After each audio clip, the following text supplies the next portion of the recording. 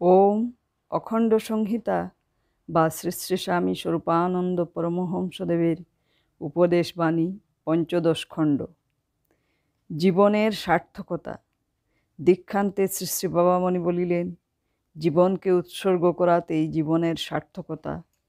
নিরহংকার, নিরভিমান, আত্ম পৌরুষবোধ বর্জিত নির্বিচার আত্মদানের ভিতর দিয়ে চরিত্র ও আচরণের মধ্য দিয়ে ভগবানের অপার্থিব করুণা ও স্নেহ আত্মপ্রকাশ করে থাকে।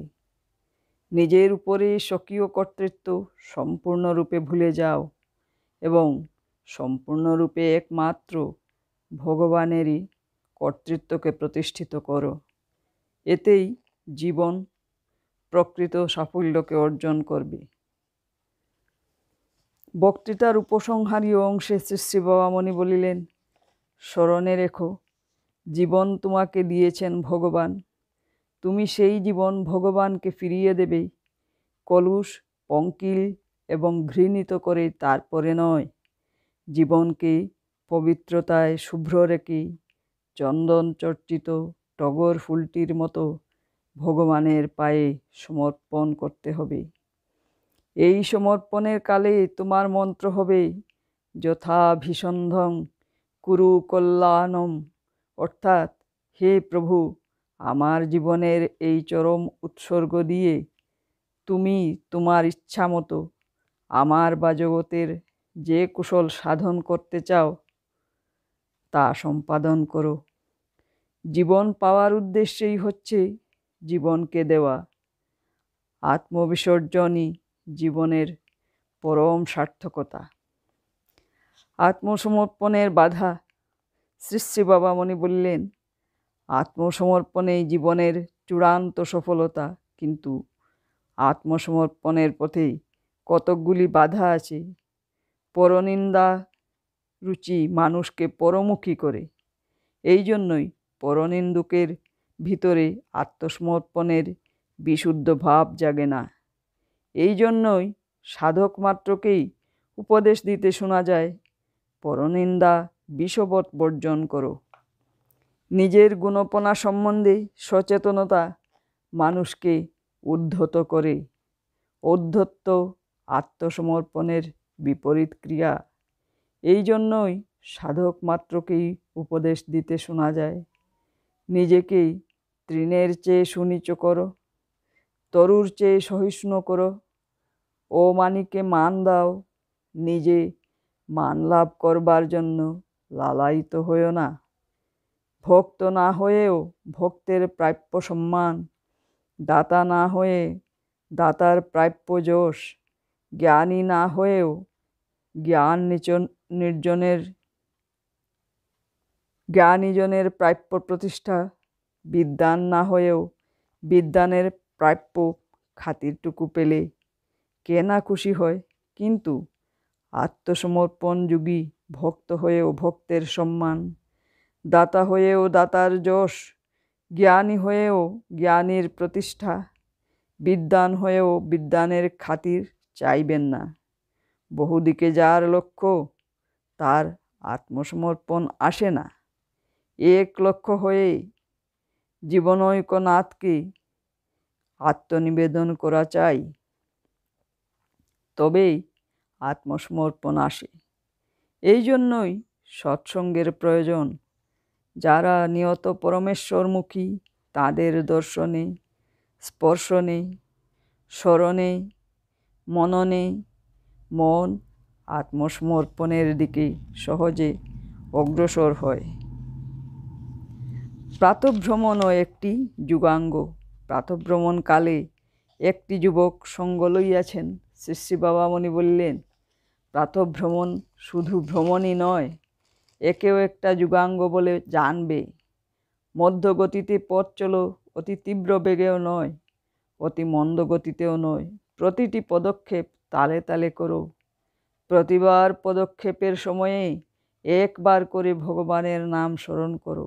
ভগবানকে জানো তোমার সর্বাঙ্গব্যাপী বলে, আর ভ্রমণ কার্যকে ভগবৎ সেবার একটি উপাঙ্গ বলে অনুভব করতে চেষ্টা করো। জোর করে এই চেষ্টা করো না জীবনটাকে ভগবানময় এবং ভগবানকে পরম প্রেমময় বলে ভাবতে ভাবতে তালে তালে পদচারণা করতে থাকলে আপনা আপনি এই ভাবটি নিজের মধ্যে সুপ্রতিষ্ঠিত হয়ে যাবে। এগুলি উপদেশের বিষয় নয়, এগুলি হচ্ছে অনুশীলনের বিষয়। 1 দিন 2 দিন 3 দিন অনুশীলন করতে করতে আপনা আপনি ভাবটি স্থায়ীভাবে তোমার মনের মধ্যে সুপ্রতিষ্ঠিত হয়ে যাবে। এই জন্যই প্রাতঃভ্রমণের সময়ে কথোপকথন বা তর্কাতর্কি বন্ধ রাখা খুব ভালো। ভ্রমণকালে ভগবানের ধ্যানময় সঙ্গ। শ্রী শ্রী বাবামণি বলিলেন, অনন্তকোটি ব্রহ্মাণ্ডব্যাপী পরমেশ্বর ঊর্ধ্বে অধে দক্ষিণে বামে সম্মুখে পশ্চাতে সকল দিকে সর্বাবস্থায় রয়েছেন। তোমাকে আবৃত করে নিঃশ্বাস প্রশ্বাস রূপে তিনি নিয়ত তোমাকে সঙ্গ দিচ্ছেন। তোমার জীবন রক্ষার ছলে মৃত্তিকা রূপে তিনি প্রসারিত, তৃণরূপে তিনি আশ্রিত, চন্দ্র সূর্য নক্ষত্রাদি রূপে তিনি উদ্ভাসিত, পিতামাতা ভ্রাতা ভগিনী রূপে তিনি স্নেহ প্রেম ভালোবাসায় উদ্বেলিত। তিনি সবই তিনি। এই ভাবটির ধ্যানময় সঙ্গ করতে করতে ভ্রমণ করবে।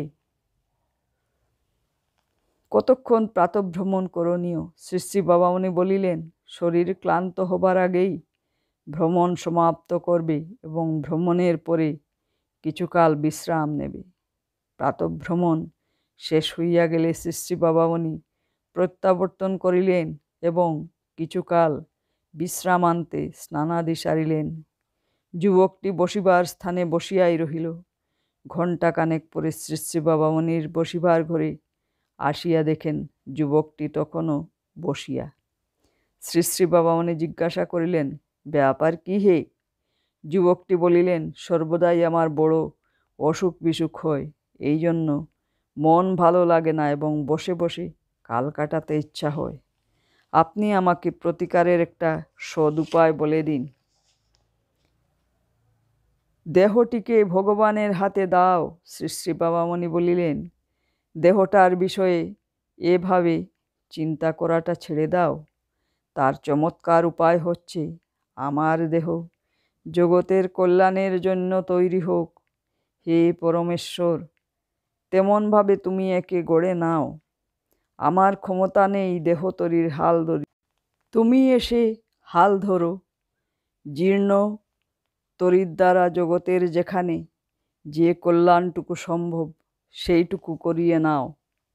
অবিরাম দেহকে, দেহের দায়িত্বকে, দেহের সুখ দুঃখকে এভাবে ভগবানের চরণে অর্পণ করতে করতে তোমার দেহাত্মবুদ্ধির বিনাশ হবে।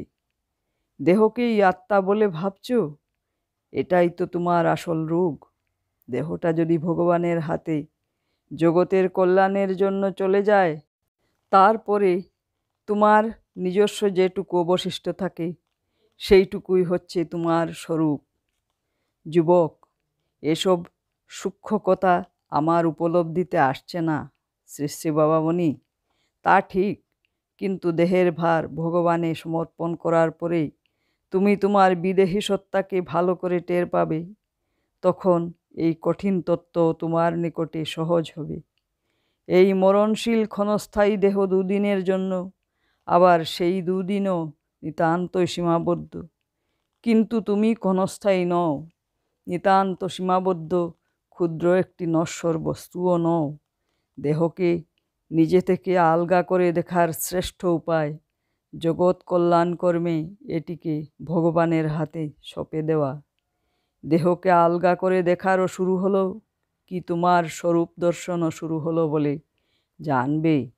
রোগ হয়েছে, চিকিৎসা করাও, কিন্তু দেহকে জগতের মঙ্গল কর্মে নিয়োজিত করে রাখতেই হবে।